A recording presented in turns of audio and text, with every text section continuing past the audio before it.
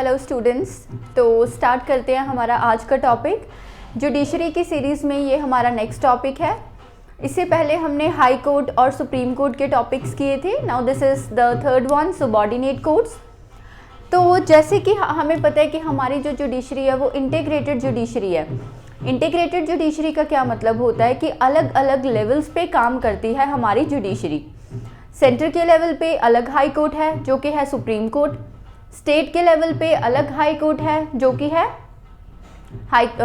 अलग कोर्ट है जो कि है हाई कोर्ट, और डिस्ट्रिक्ट के लेवल पे अलग कोर्ट काम करती है, अलग जुडिशरी काम करती है जो होते हैं डिस्ट्रिक्ट कोर्ट्स, जो किस में आती हैं, सबऑर्डिनेट कोर्ट्स में ही आती हैं। तो जैसे हम देखें कि अगर हम सेंटर की बात करें तो सेंटर पे कौन सा कोर्ट वर्क करता है, सुप्रीम कोर्ट।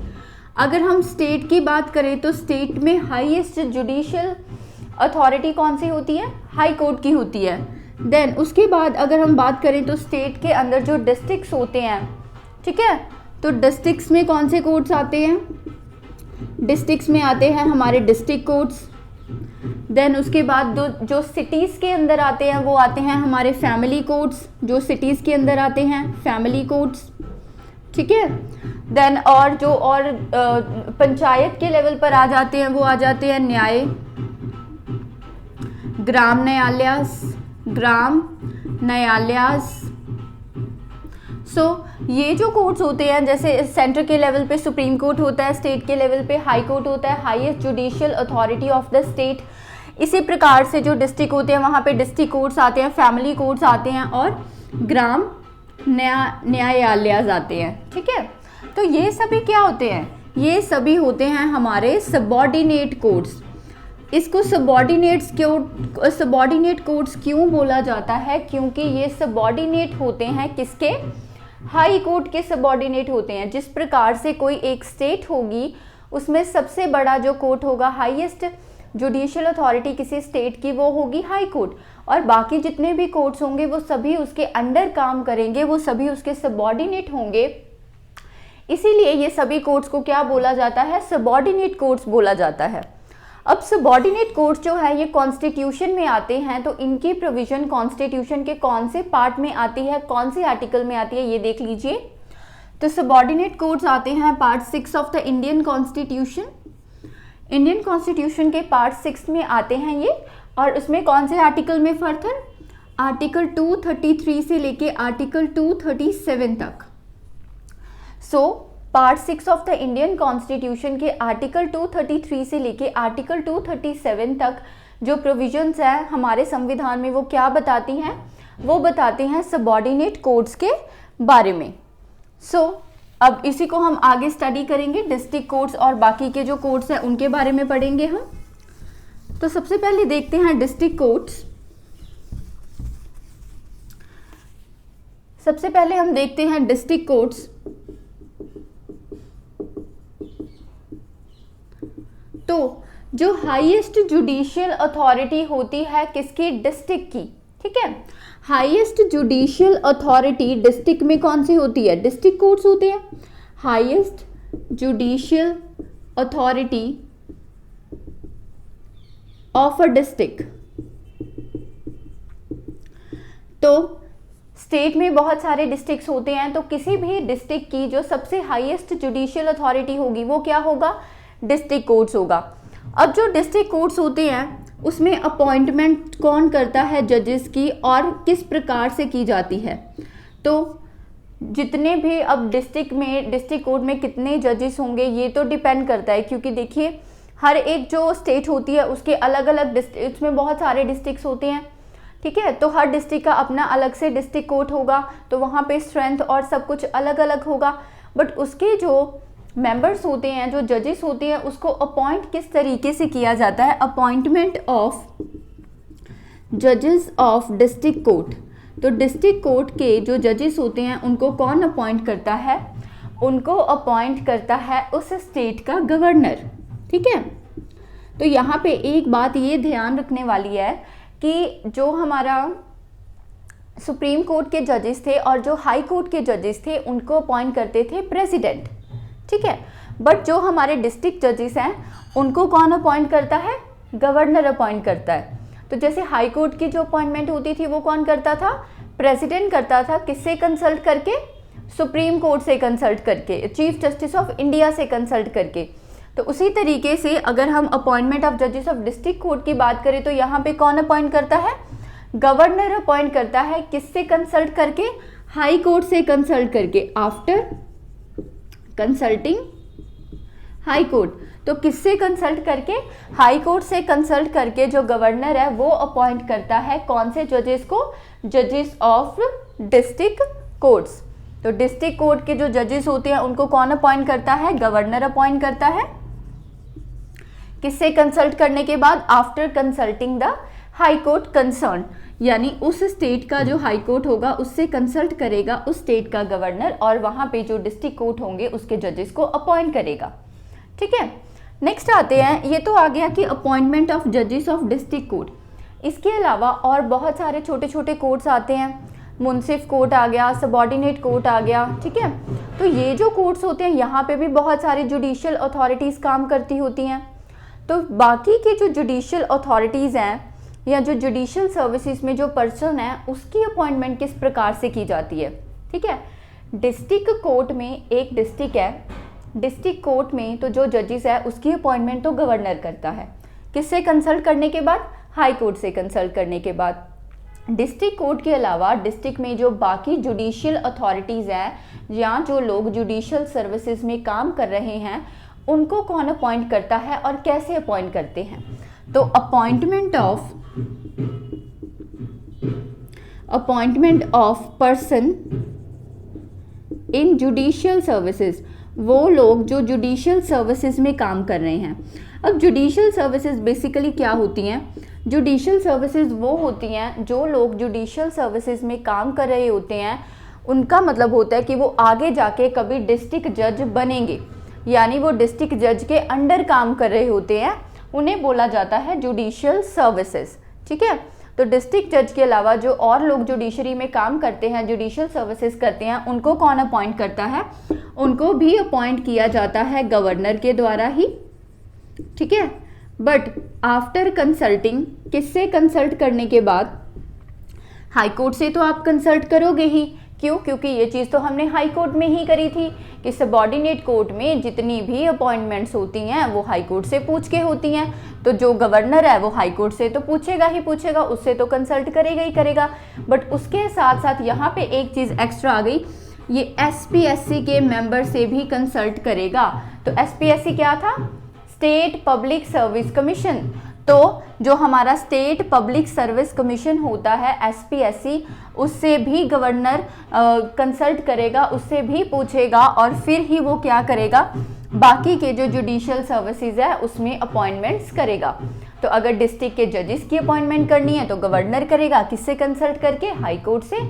अगर बाकी की जुडिशियल सर्विसेज में अपॉइंटमेंट करनी है तो वो भी गवर्नर करेगा, बट किससे कंसल्ट करके, हाई कोर्ट के साथ साथ SPSC से भी कंसल्ट करके। ठीक है,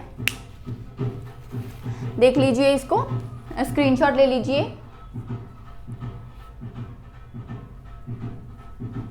ओके, नेक्स्ट देखिए,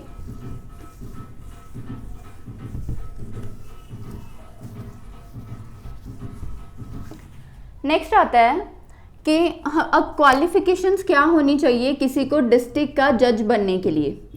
अगर किसी व्यक्ति को डिस्ट्रिक्ट जज बनना है तो उसके लिए कौन कौन सी क्वालिफिकेशंस होनी चाहिए। ठीक है, तो सबसे पहली जो क्वालिफिकेशन है, he should not already be working with the state government और central government.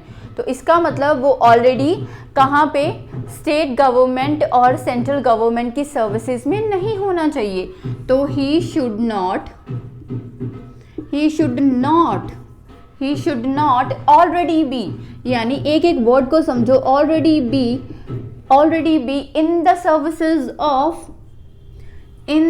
Services of state and centre, यानी वो व्यक्ति अभी तक उसने सेंटर और स्टेट में किसी भी तरह की कोई भी सर्विस ना की हो।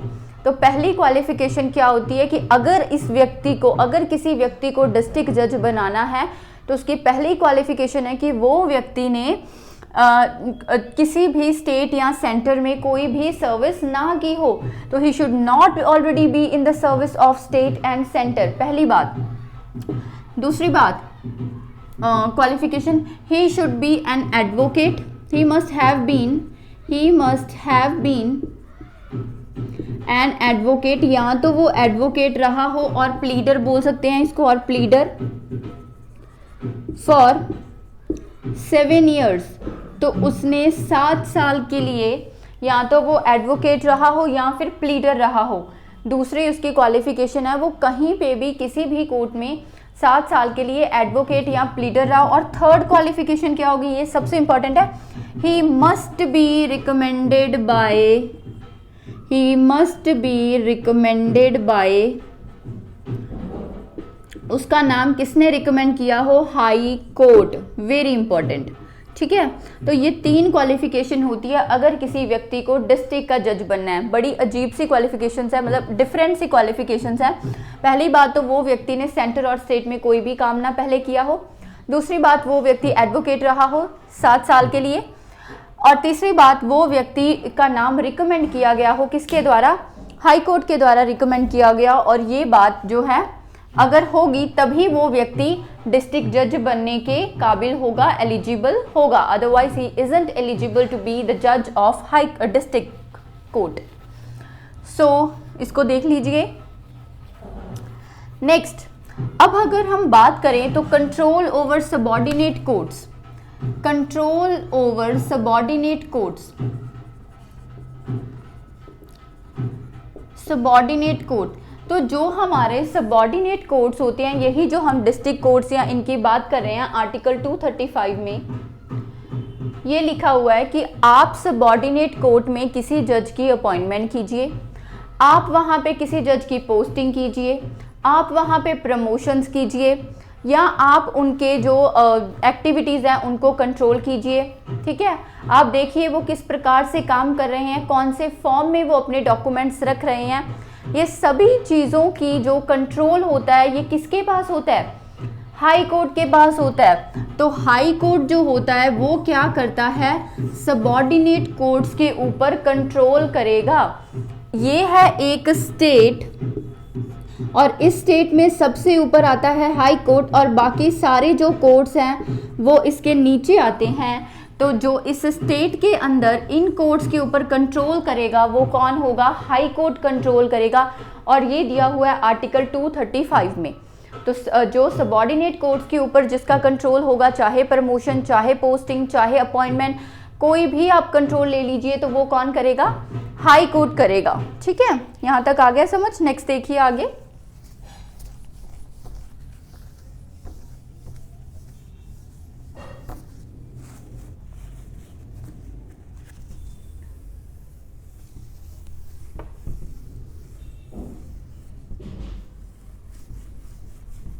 ओके।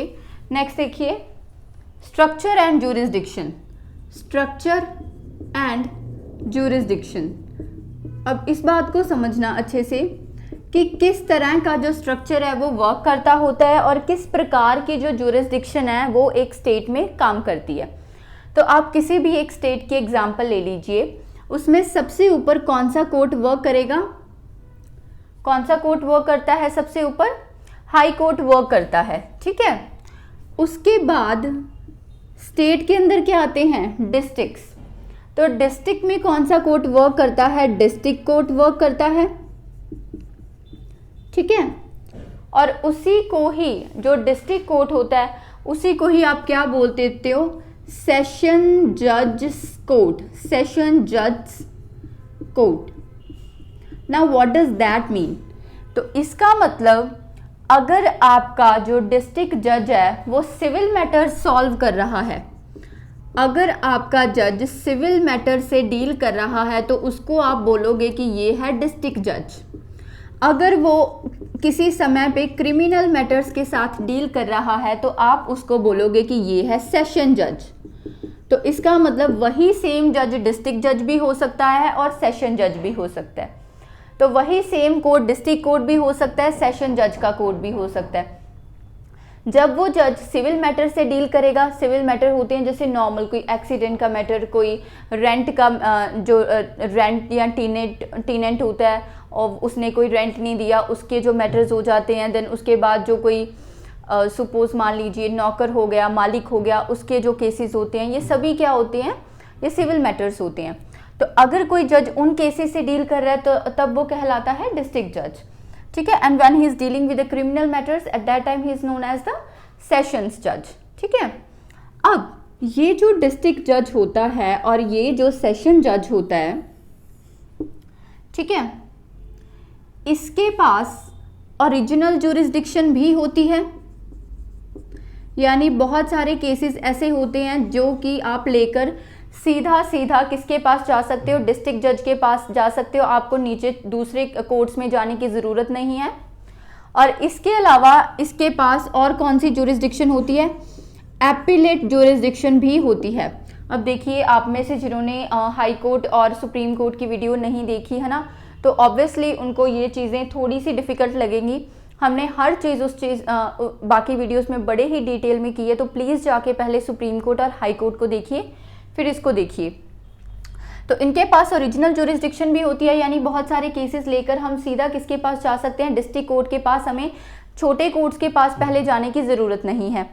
और इसके पास एपिलेट जुरिस्डिक्शन भी होती है कि अगर मान लीजिए आपने किसी और ट्रिब्यूनल ने या कोई छोटे कोर्ट ने आपको क्या कर दिया है, सबॉर्डिनेट कोर्ट ने आपको पनिशमेंट दे दी, आप उससे सेटिस्फाइड नहीं हो, तो आप जाके कहाँ पे अपील कर सकते हो, क्रिमिनल कोर्ट, यहाँ पे सॉरी सेशन कोर्ट में जाके आप अपील कर सकते हो। तो इसके पास अपनी एपिलेट जुरिस्डिक्शन है, आपकी अपील्स भी सुनेगा, और इसके पास अपनी ओरिजिनल जुरिस्डिक्शन है, आप सीधा अपना केस लेके भी कहाँ पे जा सकते हो, डिस्ट्रिक्ट कोर्ट में या सेशन कोर्ट में जा सकते हो, ठीक है। नाउ नेक्स्ट अगर हम बात करें तो जो सेशन जज होता है वो कौन कौन सी सज़ा दे सकता है। क्रिमिनल केसेस में ये लाइफ इम्प्रिजनमेंट की सज़ा भी दे सकता है, उम्र कैद की सज़ा भी दे सकता है, और इसके अलावा ये कैपिटल पनिशमेंट भी दे सकता है। नाउ मैम, कैपिटल पनिशमेंट क्या होती है? कैपिटल पनिशमेंट का मतलब होता है डेथ सेंटेंस। तो यानी अगर आपके डिस्ट्रिक्ट का जो कोर्ट है वो आपको मौत की सज़ा यानी फांसी की सज़ा भी दे सकता है, कैपिटल पनिशमेंट भी, और उसके साथ साथ लाइफ इम्प्रिजनमेंट भी दे सकता है, उम्र कैद भी दे सकता है, ठीक है। तो अगर वो आपको कैपिटल पनिशमेंट देगा ना, तो इसकी जो कंफर्मेशन है वो हाई कोर्ट से मस्ट होती है, high court must confirm it, ठीक है। तो देखिए, मान लीजिए आपके कोई डिस्ट्रिक्ट का कोर्ट है, वहाँ पे किसी व्यक्ति को सज़ा दे दी गई उम्र कैद की, तो वो तो सेशन कोर्ट के पास पावर है कि उसको वो सज़ा वो दे सकता है। बट अगर उस किसी व्यक्ति को डिस्ट्रिक्ट कोर्ट ने डेथ सेंटेंस दे दिया, फांसी की सज़ा दे दी, तो वो उस जो स्टेट होगी उस स्टेट का हाई कोर्ट ये कंफर्म करेगा कि क्या इस व्यक्ति को वाकई में ही ये सज़ा देनी बनती है या नहीं बनती। तो इसका मतलब आपका जो सेशन कोर्ट है उसके पास ये पावर है, वो आपको डेथ सेंटेंस की सज़ा दे सकता है, बट उसकी कंफर्मेशन हाई कोर्ट से मस्ट होती है, ठीक है। नाउ अब इसके आगे देखिए, तो यहाँ पे दो बात होती है, डिस्ट्रिक्ट कोर्ट या सेशन जज कोर्ट, यानी वही जज जब सिविल मैटर सॉल्व करे, वही जज जब वो क्रिमिनल मैटर सॉल्व करे। तो जब वो सिविल मैटर सॉल्व कर रहा है इधर, और जब वो क्रिमिनल मैटर सॉल्व कर रहा है इधर, तो जब आपका जज सिविल मैटर सॉल्व कर रहा है तो उसमें सबसे पहले आता है सबॉर्डिनेट जजेस कोर्ट, सबॉर्डिनेट जज कोर्ट, सबॉर्डिनेट जज कोर्ट, और उसके बाद नेक्स्ट आता है मुंसिफ्स कोर्ट, मुंसिफ्स कोर्ट। तो ये जो सबॉर्डिनेट जज कोर्ट होता है ये क्या करता है, अनलिमिटेड पेक्यूनरी पावर्स होती हैं इसके पास। Now ma'am, unlimited pecuniary powers का क्या मतलब होता है? तो इसका मतलब होता है पेक्यूनरी पावर्स होती हैं जो पैसे से रिलेटेड होती हैं, यानी ऐसे केसेस जिसमें पैसा इन्वॉल्व होता है। तो जो सबॉर्डिनेट जज होता है वो किसी भी चाहे कितना भी पैसा, 1 लाख, 10 लाख, 1 करोड़, 10 करोड़, जितना भी पैसा इन्वॉल्व हो, सभी पैसे के केसेस यहाँ पे सॉल्व किए जाते हैं सबॉर्डिनेट कोर्ट में। और इससे नीचे बिल्कुल लास्ट में जो कोर्ट आता है जो कि सिविल मैटर्स सॉल्व करता है, वो आता है मुंसिफ का कोर्ट। इसके पास लिमिटेड पेक्यूनरी पावर्स होती हैं, लिमिटेड पेक्यूनरी पावर्स, यानी ये कुछ अमाउंट तक ही जो पैसे होते हैं। ओके, तो मुंसिफ कोर्ट होता है, इसके पास लिमिटेड पेक्यूनरी पावर होती है, यानी ये कुछ अमाउंट तक के जो केसेस होते हैं वही सॉल्व करता है, एक लिमिट तक ही ये केसेस सॉल्व करता है। जो केसेस में बहुत ज़्यादा पैसा इन्वॉल्व होता है वो केसेस ये सॉल्व नहीं करता। तो अगर हम डिस्ट्रिक्ट कोर्ट की बात करें, उसमें डिस्ट्रिक्ट जज की बात करें, तो डिस्ट्रिक्ट जज के पास तो ऑलमोस्ट सारी पावर्स होती हैं।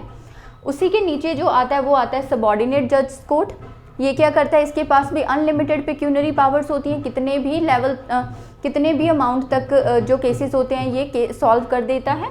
और मुंसिफ कोर्ट उससे लास्ट में आता है बिल्कुल सिविल मैटर्स में, और इसके पास लिमिटेड पेक्यूनरी पावर्स होती हैं। ठीक है, नेक्स्ट जो आता है वो आता है हमारा चीफ जुडिशियल मैजिस्ट्रेट्स कोर्ट। तो क्या आता है चीफ जुडिशियल मैजिस्ट्रेट्स कोर्ट। ठीक है, ये जो होता है चीफ जुडिशियल मैजिस्ट्रेट कोर्ट, ये 7 इयर्स तक की इम्प्रिजनमेंट की सज़ा दे सकता है, यानी 7 साल की जो इम्प्रिजनमेंट है उतनी सज़ा दे सकता है जो चीफ जुडिशियल मैजिस्ट्रेट आता है। ठीक है, तो उसके बाद जो लास्ट में आता है यहाँ पे ये आता है judicial magistrates court, judicial magistrates court, और ये आपको कितनी सज़ा दे सकता है, ये आपको दे सकता है 3 इयर्स तक की पनिशमेंट। तो इसका मतलब ये है कि जो आपका हाई कोर्ट है वो स्टेट में सबसे बड़ी अथॉरिटी आता है। उसके बाद हमारे स्टेट में आते हैं डिस्ट्रिक्ट कोर्ट और सेशन जज कोर्ट। ये एक ही होता है, जब ये सिविल मैटर सॉल्व करता है तो इसको डिस्ट्रिक्ट कोर्ट बोला जाता है, जब ये क्रिमिनल मैटर सॉल्व करता है तो इसको सेशन जज का कोर्ट बोला जाता है। ठीक है, अब इसके पास क्या क्या पावर्स होती हैं, ये आपको उम्र कैद की सज़ा भी दे सकता है, लाइफ इम्प्रिजनमेंट, ये आपको फांसी की सज़ा यानी कैपिटल पनिशमेंट भी दे सकता है। बट क्योंकि फांसी की सज़ा बहुत बड़ी सज़ा होती है तो एक बार हाई कोर्ट इसको ज़रूर कंफर्म करके देगा। दूसरी बात, इसके पास ओरिजिनल ज्यूरिसडिक्शन भी होती है, आप सीधा सीधा अपने केसेस लेके भी यहाँ पे जा सकते हो। और इसके पास एपिलेट ज्यूरिसडिक्शन भी होती है, यानी जो बाकी के सबॉर्डिनेट इसके नीचे कोर्ट्स आते हैं, अगर इन्होंने कोई आपको सज़ा दी और आप यहाँ पे सेटिस्फाइड नहीं हो तो आप जाके यहाँ पे अपील कर सकते हो। तो इसके पास एपिलेट ज्यूरिसडिक्शन भी है और कुछ केसेस में ओरिजिनल ज्यूरिसडिक्शन भी है। अब उसके नीचे अगर ये कोर्ट, अगर हम सिविल साइड बात करें और इधर क्रिमिनल साइड की बात करें, तो सिविल साइड की अगर हम बात करें तो यहाँ पे आते हैं सबॉर्डिनेट जज कोर्ट। ठीक है, जिसके पास की अनलिमिटेड पेक्यूनरी पावर्स होती हैं, जिसमें जितना भी पैसा इन्वॉल्व हो ये कोर्ट आपका केस सॉल्व करके देगा।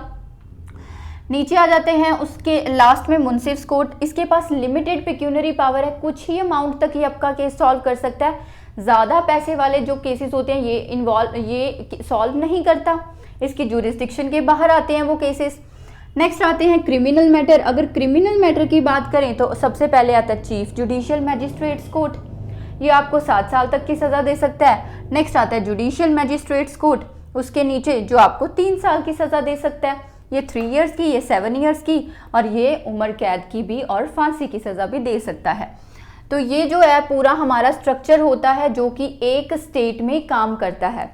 देखिए हमारे भारत में कुल 28 स्टेट्स हैं, हर एक स्टेट में जो ये कोर्ट्स की हायरार्की है ये डिफरेंट होती है, इनकी वर्किंग डिफरेंट होती है। ठीक है, बट एक अगर हम ब्रॉड आइडिया की बात करें तो ब्रॉड आइडिया में ये 3 टियर जुडिशियल सिस्टम एक स्टेट में चलता है, जिसमें मेन हाई कोर्ट आता है, उसके बाद डिस्ट्रिक्ट कोर्ट्स आते हैं और डिस्ट्रिक्ट कोर्ट्स सिविल मैटर्स को सॉल्व करते हैं, और सेशन जज के कोर्ट हैं जो क्रिमिनल मैटर्स को सॉल्व करते हैं। तो ये एक ब्रॉड ओवरव्यू है जो कि हमारे भारत में हर स्टेट में लगभग फॉलो किया जाता है। तो आप इसका स्क्रीनशॉट अच्छे से ले लीजिए।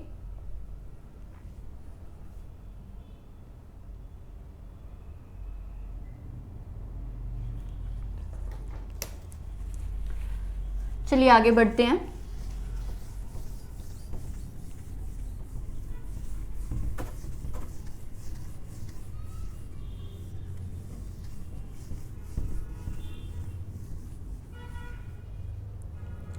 सो नेक्स्ट यहाँ पे आता है NALSA, national legal services authority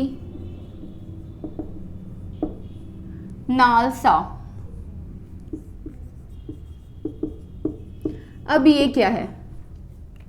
देखिए, अगर हम हमारे भारत में बात करें तो अगर प्रीएम्बल की भी बात करें तो उसमें ये लिखा हुआ है कि हम अपने सिटीजन्स को जस्टिस इंश्योर करते हैं।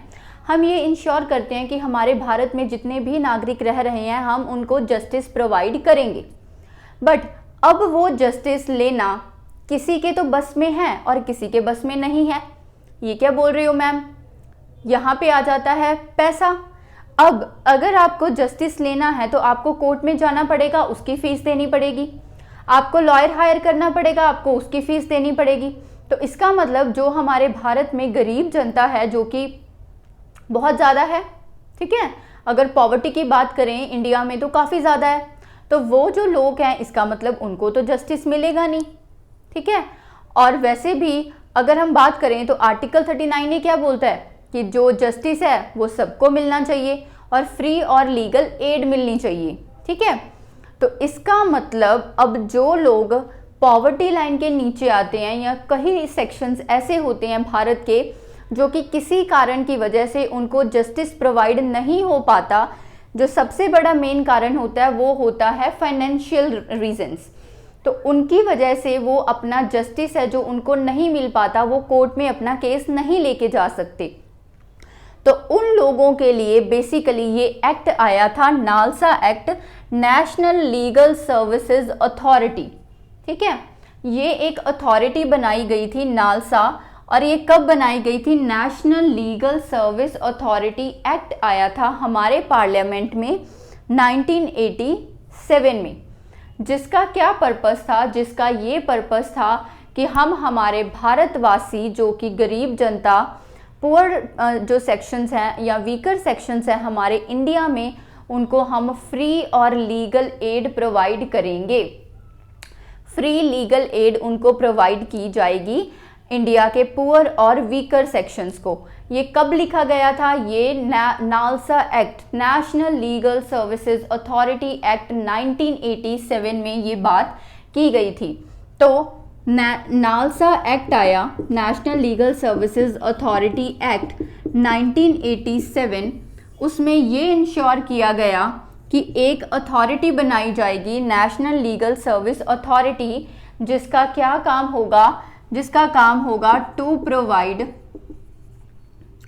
फ्री लीगल एड टू, किसको प्रोवाइड करेंगे? Poor and weaker sections of society, poor and weaker sections of society. तो हमारे सोसाइटी के कुछ पुअर और जो वीकर सेक्शंस होंगे उनको क्या प्रोवाइड की जाएगी? फ्री लीगल एड प्रोवाइड की जाएगी। उनसे कोर्ट की फीस नहीं ली जाएगी, उनसे लॉयर की फीस नहीं ली जाएगी, और उनको भारत में जस्टिस इंश्योर किया जाएगा कि जस्टिस हर एक पर्सन तक पहुंचे। तो उसके बाद क्या हुआ? स्टेट के लेवल पे स्टेट लीगल सर्विसेज अथॉरिटी बनाया गया। देन उसके बाद अगर डिस्ट्रिक्ट की बात करें तो डिस्ट्रिक्ट के लेवल पे डिस्ट्रिक्ट लीगल सर्विस अथॉरिटी बनाया गया। अगर हाई कोर्ट की बात करें तो high court legal service committee बनाई गई। अगर सुप्रीम कोर्ट की बात करें तो supreme court legal service committee बनाई गई। अगर तालुकास की बात करें तो तालुका लीगल सर्विस अथॉरिटी या कमेटी ये बनाई गई। तो इसका मतलब भारत की फेडरेशन में जितने भी यूनिट्स आते थे, हर एक यूनिट के लेवल पे एक एक लीगल सर्विस अथॉरिटी बना दी गई। स्टेट के लेवल पे state legal service authority, district के लेवल पे district legal service authority, high court के लेवल पे high court legal service committee, supreme court के लेवल पे supreme court legal service committee, and talukas के लेवल पे तालुका लीगल सर्विस कमेटी। अब इनका क्या काम होगा? इनका ये काम होगा, जो स्टेट वाली अथॉरिटी होगी वो अपने स्टेट के लेवल पे, हाई कोर्ट सुप्रीम कोर्ट वाली अथॉरिटी अपने लेवल पे, और डिस्ट्रिक्ट जो अथॉरिटी होगी वो डिस्ट्रिक्ट के लेवल पे क्या काम करेगी?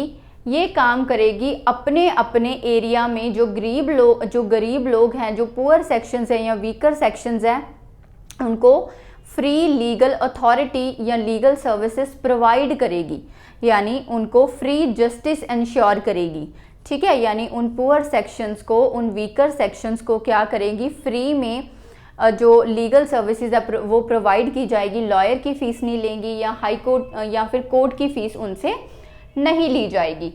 तो ये जो इंश्योर किया था, ये किसने किया था, नालसा एक्ट 1987 में ये इंश्योर किया गया था।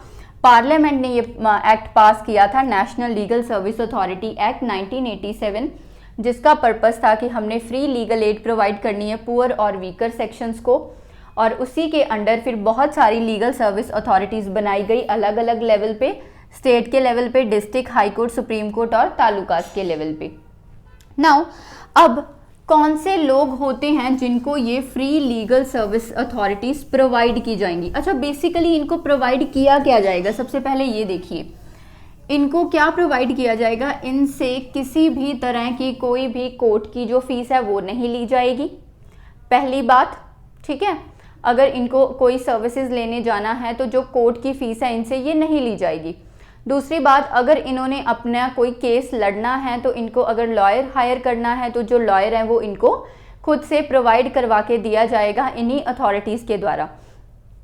सपोज मान लीजिए कोई पंजाब है, तो उसमें अगर कोई लीगल सर्विस अथॉरिटी काम कर रही है तो वो क्या करेगी, पंजाब में जितने भी वीकर सेक्शंस हैं उनको क्या करेगी, पंजाब में जो वीकर सेक्शंस काम कर रहे हैं तो उनका क्या करेगी, उनको लॉयर प्रोवाइड करके देगी, उनको जस्टिस इंश्योर करेगी। तो ये इनका बेसिकली काम था। ठीक है, अब कौन कौन से लोग हैं जिसको नालसा के द्वारा, नेशनल लीगल सर्विस अथॉरिटी के द्वारा क्या किया जाएगा, बेनिफिट्स दिए जाएंगे। ठीक है, तो जो बेनिफिशियरीज कौन कौन होंगे नालसा के, अब कौन कौन से ऐसे सेक्टर्स होंगे, कौन कौन से इंडिया में ऐसे सेक्शंस होंगे जिनको free legal service authority, legal services हैं जो प्रोवाइड की जाएंगी नालसा एक्ट के द्वारा। तो वो प्रोवाइड की जाएंगी सबसे पहले विमेन को और चिल्ड्रन को। तो अगर विमेन को या चिल्ड्रन को कोई ऐसा केस लड़ना है तो वो क्या करेंगे, अगर स्टेट लेवल पे लड़ना है तो अपनी स्टेट के लीगल सर्विस अथॉरिटी के पास जाएंगी, हाई कोर्ट में जाना है तो high court legal service committee के पास जाएंगी और वो इन्हें क्या करके देंगे, वो इनको बेसिकली जो भी है फ्री लीगल सर्विस प्रोवाइड करवाएंगे। ठीक है, विमेन और चिल्ड्रन के अलावा अगर कोई SC या ST है तो इन लोगों को भी नालसा एक्ट के द्वारा फ़ायदा मिलेगा, इनको भी फ्री लीगल सर्विसेज मिलेंगी। उसके बाद कोई इंडस्ट्रियल वर्कर्स, ऐसे वर्कर जो कि इंडस्ट्री में काम कर रहे हैं, उनको भी फ्री लीगल सर्विसेज मिलेंगी। ठीक है, देन पर्सन इन कस्टडी, ऐसे पर्सन जो किसी की कस्टडी में है, सपोज पुलिस कस्टडी में है, उनको भी फ्री लीगल सर्विसेज मिलेंगी।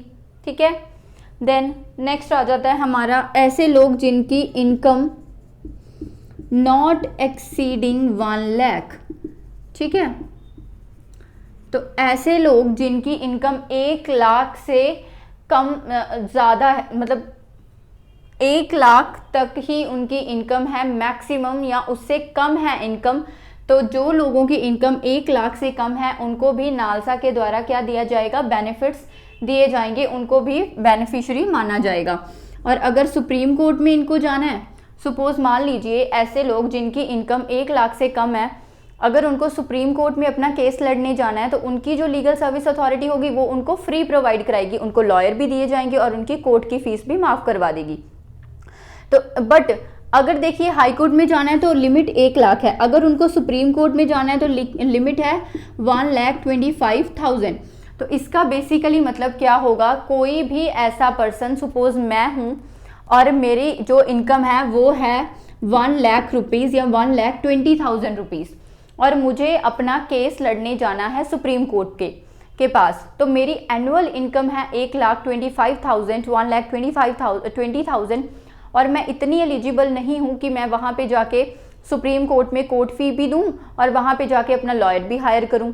ठीक है, तो मुझे तो हेल्प की ज़रूरत है, तो मैं जाऊँगी किसके पास, सुप्रीम कोर्ट की जो लीगल सर्विस कमेटी है, कि मैं पुअर सेक्शन से आती हूँ, मैं इस सेक्शन से बिलोंग करती हूँ, आई एम मैं इतनी ज़्यादा मतलब कि अपना जो पैसा है, जो खर्च है वो नहीं कर सकती, तो please help me.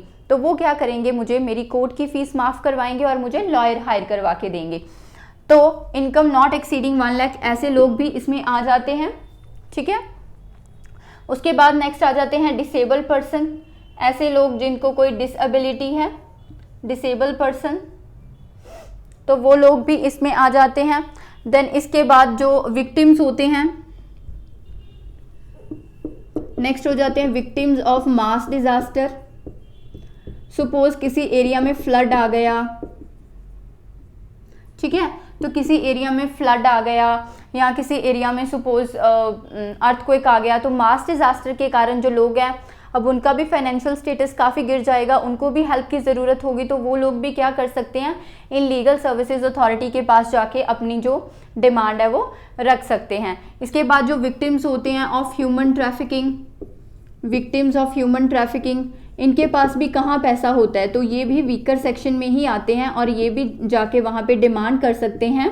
And beggars, ये भी वहाँ पे जाके फ्री जस्टिस की मांग कर सकते हैं कि हमें भी जस्टिस चाहिए और फ्री में चाहिए, बिकॉज हमारे पास इतना पैसा नहीं है।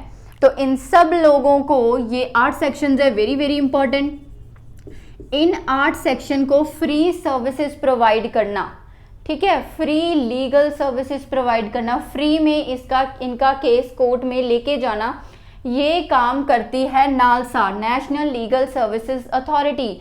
और कब बनी थी NALSA, national legal services authority act 1987 में। तो इसका मतलब नालसा एक्ट पास हुआ तभी नालसा बनी, तो इसका मतलब नालसा कौन सी बॉडी है, स्टैच्यूटरी बॉडी है।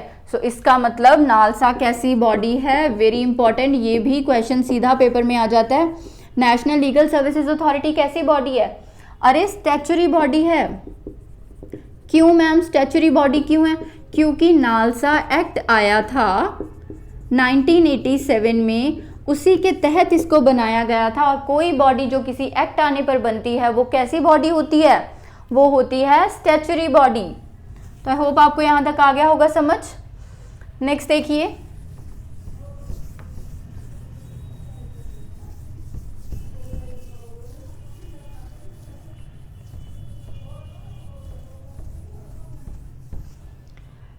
नेक्स्ट आती हैं लोक अदालत, पीपल्स कोर्ट। ओके, लोक अदालत की बात करते हैं। अब नालसा का एक्ट आ गया, फ्री लीगल सर्विसेज प्रोवाइड करवा दी जाएंगी पुअर पीपल को, ठीक है, कोई प्रॉब्लम नहीं है। बट एक ऐसी बात है, अब इनके जो केसेस है वो कहाँ पे जाएंगे, कौन सा कोर्ट इनके केसेस को जो है वो अपने पास लेके आएगा, ठीक है, कौन से कोर्ट में इनके केसेस जाएंगे, पहली बात। दूसरी बात, भारत में तो बहुत सारे केसेस ऑलरेडी चल रहे हैं, भारत के कोर्ट्स में तो बहुत सारे केसेस पेंडिंग पड़े हैं, ठीक है।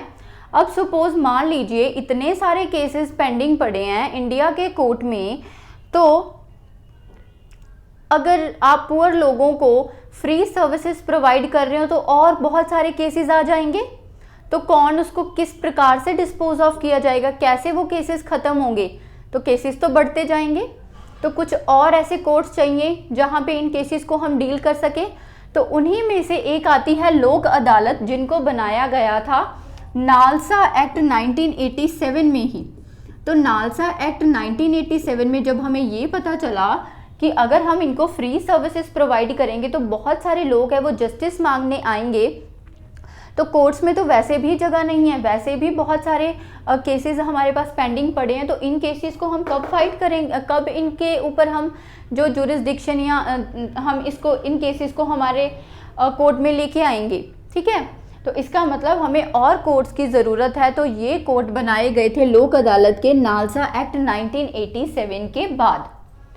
अब मेन जो इसमें आता है कि ये जो लोक अदालत है, क्या ये उसके बाद बनी है या ये पहले से ही एग्जिस्ट करती थी, तो इसका आंसर है मैम 1982 में ये सबसे पहले गुजरात में बना था, ठीक है, गुजरात में बना था और ये बहुत ज़्यादा पॉपुलर हो गया था, तो बहुत जगह पे ये बनना शुरू हो गया था।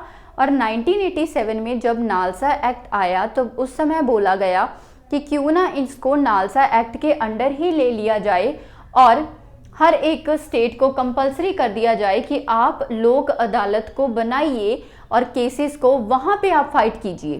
ठीक है, तो इसका मतलब 1982 में गुजरात में फर्स्ट टाइम क्या किया गया था, लोक अदालत को बनाया गया था। उसके बाद 1987 में नालसा एक्ट के बाद इसको कौन सा स्टैट्यूटरी स्टेटस दे दिया गया, स्टैच्यूटरी स्टेटस दे दिया गया। कब? नालसा एक्ट 1987 में, बट बन ये कब गया था? गुजरात में 1982 में। ठीक है, ये एक तरीके का ऑल्टरनेटिव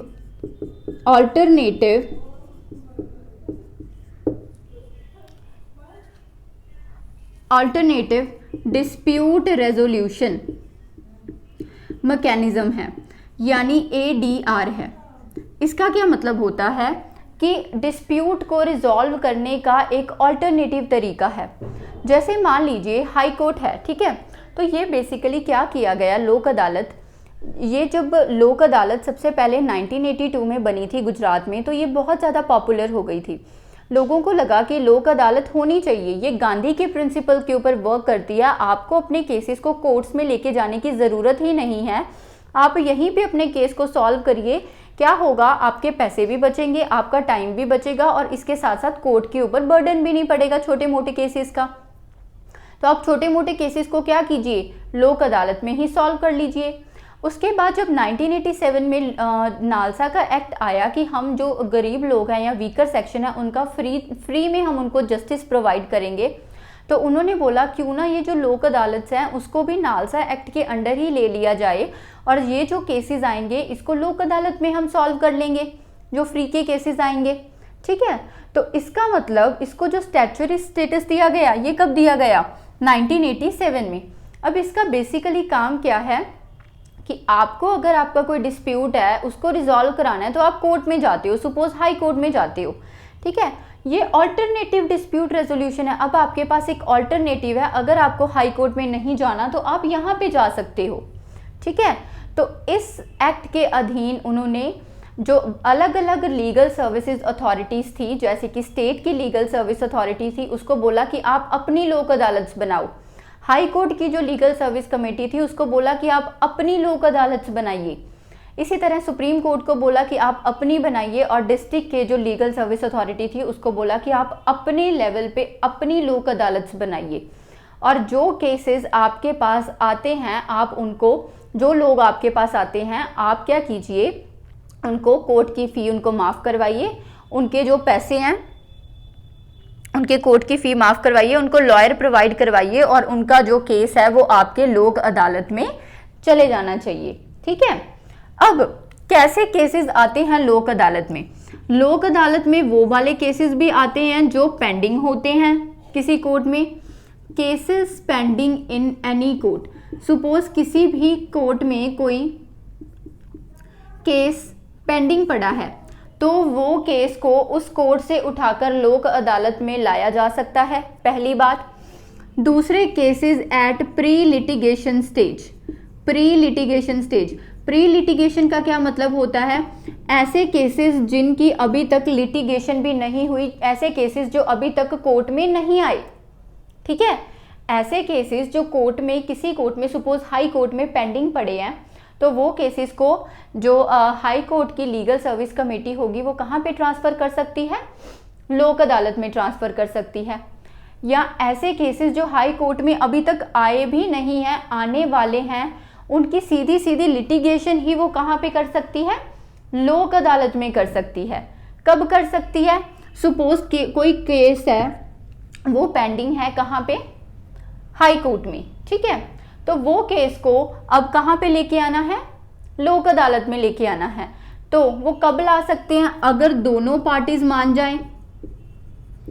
दोनों पार्टीज अगर मान जाएं कि हमारा कोर्ट लोक अदालत में जाना चाहिए। अगर वन पार्टी क्या कर दे, एप्लीकेशन डाल दे कि मैं चाहता हूं कि मेरा जो ये केस है ये लोक अदालत में चला जाए। तीसरी बात, अगर कोर्ट बोल दे, अगर कोर्ट को ऐसा लगता है, कोर्ट इज सेटिस्फाइड कि ये जो केस है ये लोक अदालत में चला जाना चाहिए। तो वो जो केस होगा वो उस कोर्ट से, हाई कोर्ट की बात करें तो हाई कोर्ट से कहाँ पे आ जाएगा, लोक अदालत में आ जाएगा, ठीक है। और इस चीज़ से डील कौन करेगी, हाई कोर्ट की legal service committee. Legal service committee इसीलिए तो बनाई गई है। सपोज अगर आपका केस हाई कोर्ट में जाता है, ठीक है, अगर किसी गरीब पर्सन का वीकर सेक्शन का केस है वो हाई कोर्ट में जाता है तो हाई कोर्ट की लीगल सर्विस कमेटी उसकी हेल्प करेगी। अगर सुप्रीम कोर्ट में जाता है वो गरीब व्यक्ति तो सुप्रीम कोर्ट की लीगल सर्विस कमेटी उसकी हेल्प करेगी और उसके केस को लोक अदालत में ले आएगी। तो इसी प्रकार से अगर आपका केस पेंडिंग है कोर्ट में तो इन कारण अगर ऐसा कुछ होता है तो आपका केस कहाँ पे चला जाएगा, लोक अदालत में। अगर अभी तक आपका केस कोर्ट में आया ही नहीं है और आप में से किसी वन पार्टी ने ये एप्लीकेशन डाल दी कि मैं तो चाहता हूं कि मेरा केस है जो हाई कोर्ट में जाए ही ना और मेरा केस सीधा लोक अदालत में जाए, क्योंकि वहां पे पैसे भी कम लगते हैं और समय भी बचता है, तो मैं चाहता हूं कि मेरा केस लोक अदालत में जाए, तो ये जो केस है वो प्री लिटिगेशन स्टेज यानी उसकी लिटिगेशन होने से पहले ही, हाई कोर्ट जाने से पहले ही वो कहाँ पे आ जाएगा, लोक अदालत में आ जाएगा। तो ऐसे दोनों केसेस से डील करती है हमारी लोक अदालत, ठीक है। नाउ उसके बाद ऑब्वियस सी बात है ये बहुत ही कम एक्सपेंसिव होता है क्योंकि यहाँ पे कोई कोर्ट की फीस नहीं लगती। देन इसके जो ट्रायल्स होते हैं वो स्पीडी ट्रायल्स होते हैं, बड़े ही जल्दी जल्दी आपका केस है जो सॉल्व कर दिया जाता है। मेन जो यहाँ पे फोकस होता है, जो इसका मेन फोकस होता है वो फोकस होता है कि आपके ये जो केसेस हैं इनका डिस्प्यूट रेजोल्यूशन, यानी कि मेन जो होता है वो होता है सेटलमेंट करवाना। लोक अदालत की मेन यही थी कि वो सेटलमेंट्स करवाते थे, दो पार्टीज के बीच में सेटलमेंट करवाते थे। अगर दोनों पार्टीज के बीच में सेटलमेंट नहीं होती तो वो केस दोबारा से उसी कोर्ट के पास चला जाता था। ये इसकी सबसे बड़ी प्रॉब्लम थी और ये इसके सबसे बड़ा, अगर देखा जाए तो प्लस पॉइंट भी था और नेगेटिव भी था। प्लस पॉइंट ये था कि ना तो कोई विनर होगा ना ही कोई लूजर होगा, दोनों पार्टीज के बीच में आपस में रजामंदी हो जाएगी, उनकी सेटलमेंट हो जाएगी। बट यही एक नेगेटिव भी है कि अगर उनकी सेटलमेंट नहीं होती तो फिर क्या होगा, फिर आपका केस कहाँ पे जाएगा, वापस उसी हाई कोर्ट में। वही इतना सारा लंबा प्रोसीजर फिर से फॉलो करना पड़ेगा, वही डिले का डिले आ गया। तो ये कुछ प्रॉब्लम्स इसमें थी। नेक्स्ट देखिए, अब ये जो था ये था लोक अदालत का, ठीक है। इसके बाद इसका स्क्रीनशॉट ले लीजिए।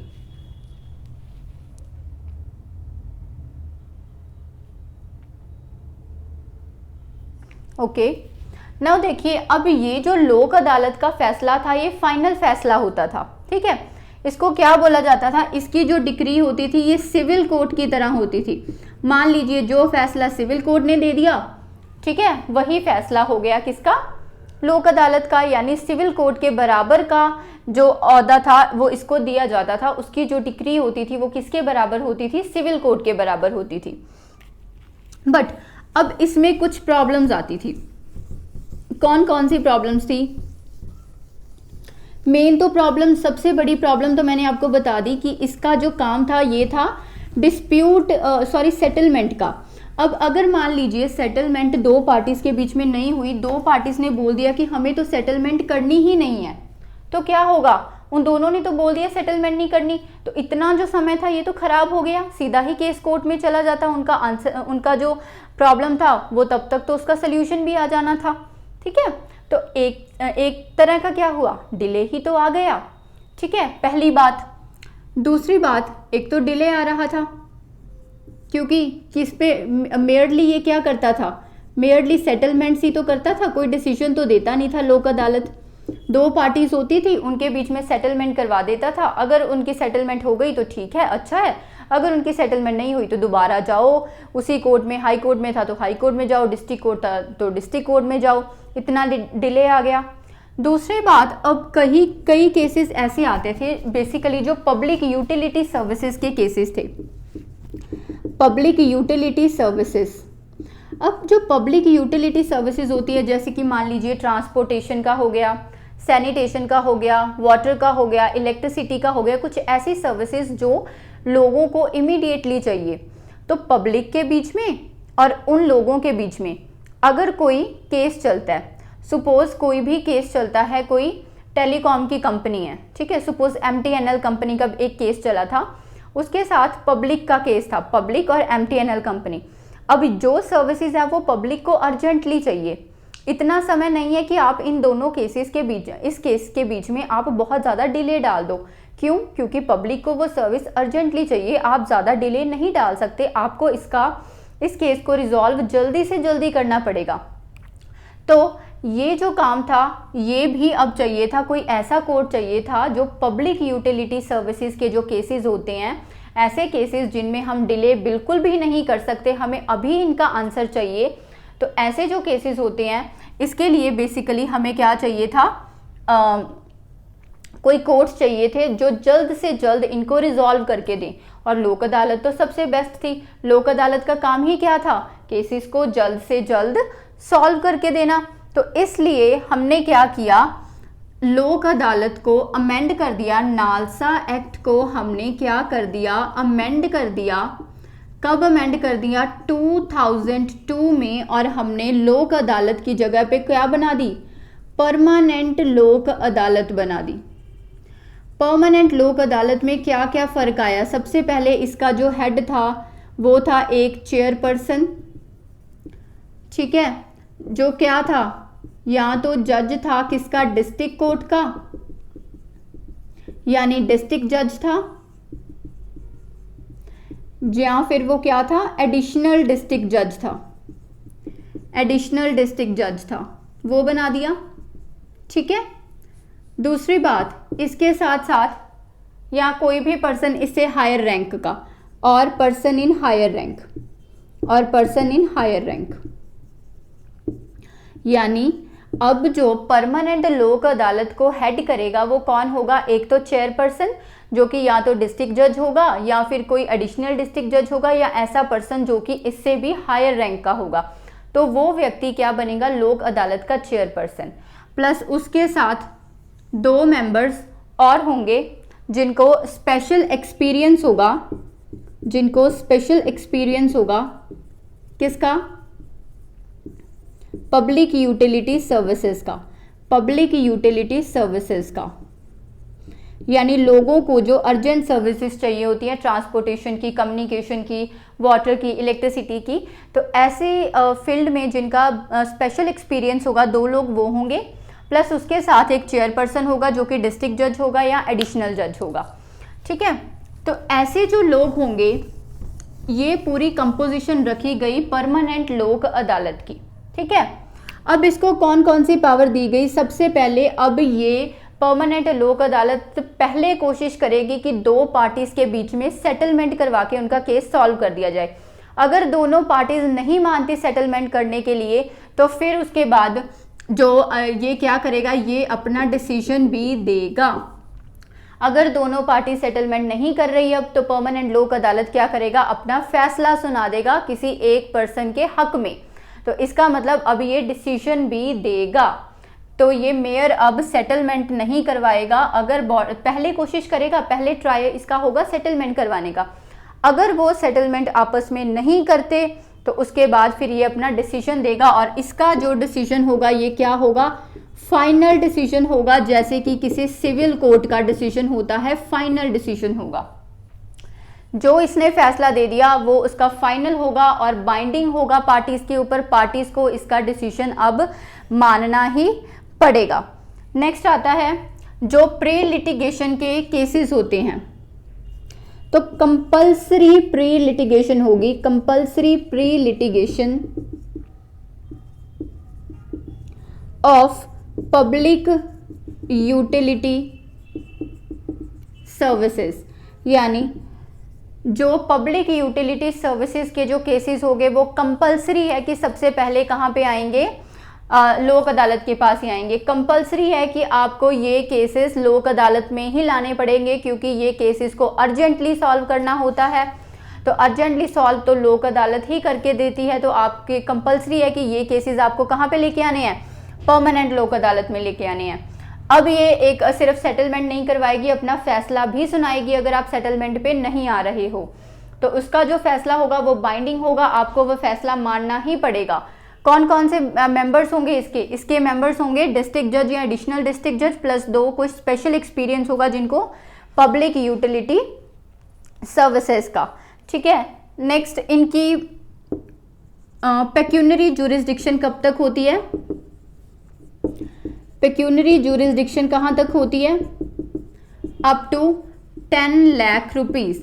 तो इसकी जो पेक्यूनरी ज्यूरिसडिक्शन होती है वो कहाँ तक होती है? 10 लाख रुपए तक।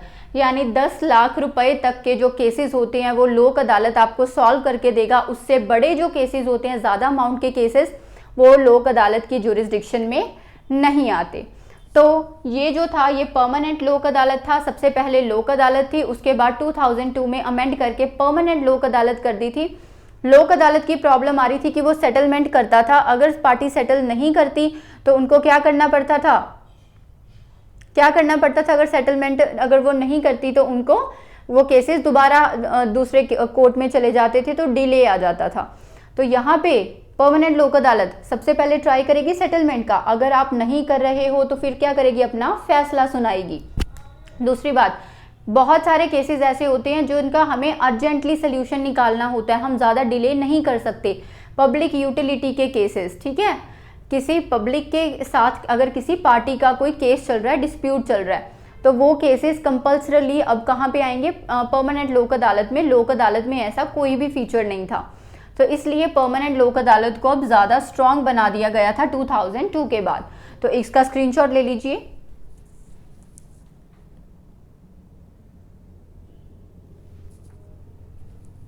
ओके, सो आज की क्लास हम यहीं तक रखते हैं। इसके आगे वाले जो फैमिली कोर्ट्स हैं या न्याय ग्राम न्यायालय हैं, वो वैसे कोई ज़्यादा टॉपिक नहीं है तो बहुत छोटा सा टॉपिक। तो एक छोटा सा जो पार्ट है इसका पार्ट 2 वो हम नेक्स्ट वीडियो में करेंगे। आज के लिए इतना ही। आई होप आपको समझ आया होगा। Thank you so much.